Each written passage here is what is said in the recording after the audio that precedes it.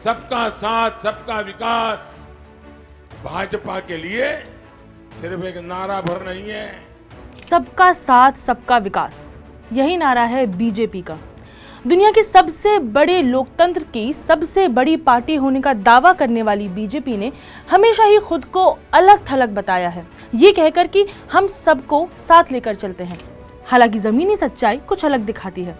6 जुलाई 2022 यानी कि बुधवार को अल्पसंख्यक मंत्रालय यानी कि मिनिस्ट्री ऑफ माइनॉरिटी अफेयर्स मंत्री मुख्तार अब्बास नकवी ने इस्तीफा दिया क्योंकि उनका कार्यकाल यानी कि टेन्योर खत्म हो चुका था। मुख्तार अब्बास नकवी के इस्तीफे के बाद भारत के इतिहास में पहली बार ऐसा हुआ है कि दुनिया के सबसे बड़ी पार्टी होने का दावा करने वाली बीजेपी से एक भी मुस्लिम सांसद या विधायक विधानसभा में नहीं है। तो जब प्रतिनिधित्व ही नहीं है, रिप्रेजेंटेशन ही नहीं है, मुसलमान ही नहीं है, तो सबके साथ सबका विकास कैसे होगा? इसी पर आज चर्चा होगी। नमस्कार, आदाब, सत श्री अकाल। मैं हूं साहिबा खान और आप देख रहे हैं अनकट। 7 जुलाई के बाद सत्तारूढ़ भारतीय जनता पार्टी के पास लोकसभा या राज्यसभा में एक भी मुस्लिम सांसद नहीं होगा। राज्यों और केंद्र शासित प्रदेशों माने यूनियन टेरिटरीज की 31 विधानसभाओं में से किसी एक में भी मुस्लिम विधायक नहीं होगा विधानसभा में। लोकसभा और राज्यसभा में कुल मिलाकर 4908 सीटें हैं। लोकसभा की 543 सीटें, राज्यसभा की 245 सीटें और बाकी लेजिस्लेटिव बॉडीज की सीटें मिला लें तो बाकी 4120 का आंकड़ा आ जाएगा। पत्रकार रहे और पूर्व केंद्रीय मंत्री एमजे अकबर, जिन पर अक्टूबर 2018 के मी टू मूवमेंट में कई महिलाओं ने सेक्सुअल हैरेसमेंट के आरोप लगाए थे, उन्हें भी बीच में से ही अपने पद से इस्तीफा देना पड़ गया। उनका कार्यालय 29 जून को समाप्त हो गया था।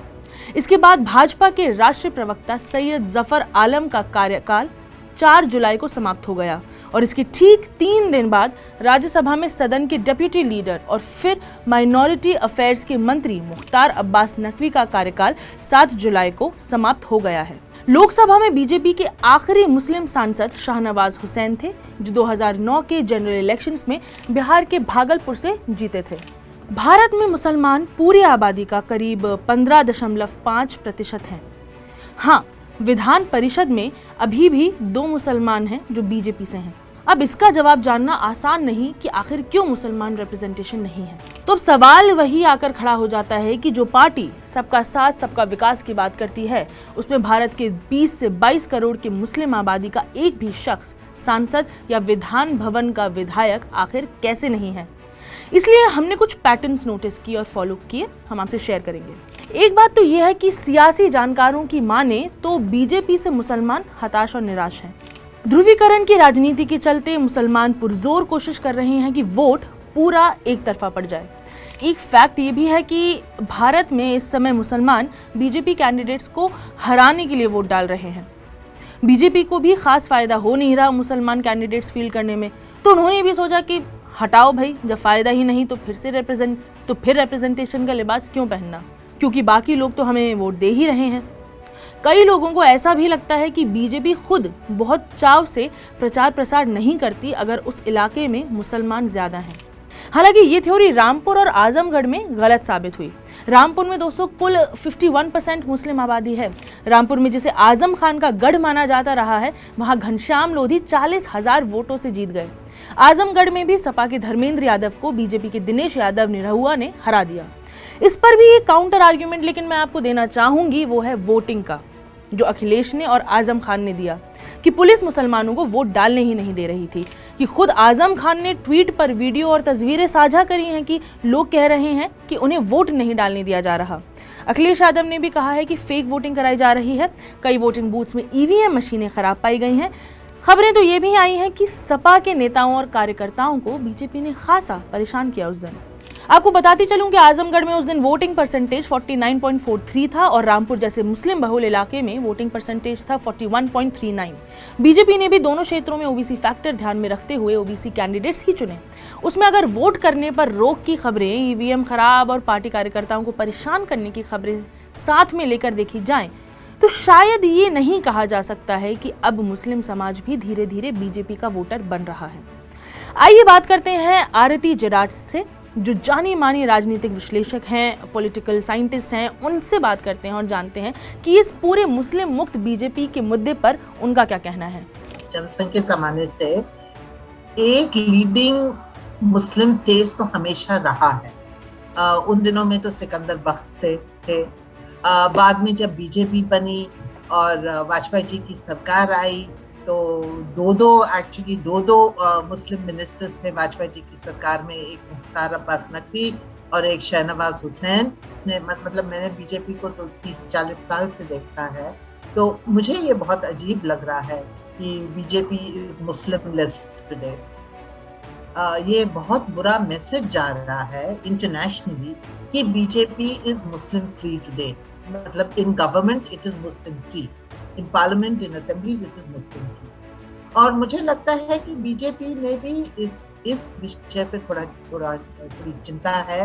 वो सोच रहे होंगे कि हम इसको कैसे एड्रेस करें, इसलिए ये खबरें उड़ रही हैं कि शायद मुख्तार अब्बास नकवी, आरिफ मोहम्मद खान या किसी माइनॉरिटी को उपराष्ट्रपति बनाया जाएगा। हाँ, क्योंकि इंटरनेशनली हम अपना इमेज बढ़ाना चाह रहे हैं और आज के दिन में भारत काफी इम्पोर्टेंट हो गया है विश्व में, खास करके यूक्रेन के युद्ध के बाद।